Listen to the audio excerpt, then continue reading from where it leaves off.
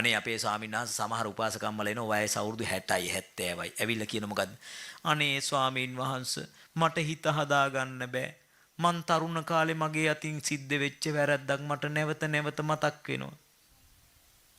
දැන් මේ වගේ උන් අඟුලිමාල වුණා නම් ජීවිතේට රහත් වෙන්නේ ඈ අම්බපාලිලා සිරිමා සෝමා යසෝමා ගණිකා වුණා නම් කවදාවත් නිවන් දකින්නේ.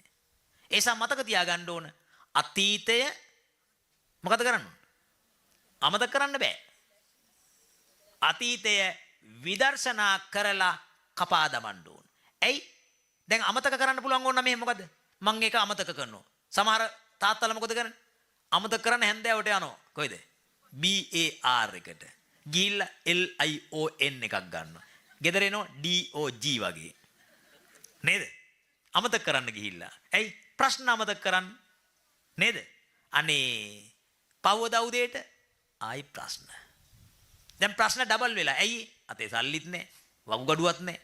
අක්මාවත් නැහැ. දැන් ප්‍රශ්න ඩබල් ත්‍රිබල් වෙලා. ඒස කරුණාකරලා මතක තියාගන්න ඕනේ. ඒවෙන් ප්‍රශ්න විසඳන්න බෑ. తాවකාලිකව විසඳිය හැකි නමුත් ඒක සමස්තය විසඳන එකක් නෙමෙයි. සම්පූර්ණ විසඳුමක් නෙමෙයි. හැබැයි මගේ බුදුරජාණන් වහන්සේ මේකට විසඳුම ලබා දෙනවා.